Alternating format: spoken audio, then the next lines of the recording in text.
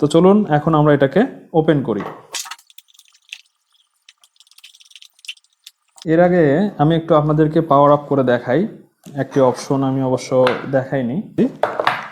এই হলো প্লাস, এই হচ্ছে মাইনাস, আমি দুটোকে আলাদা রাখছি।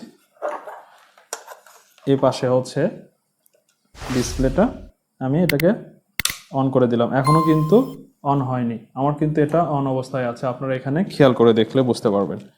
এখন আমি কি করব, এই অংশটিকে অন করে দিব। এই যে দেখুন এখানে কিন্তু গ্রিন কালার লাইটটা জ্বলছে।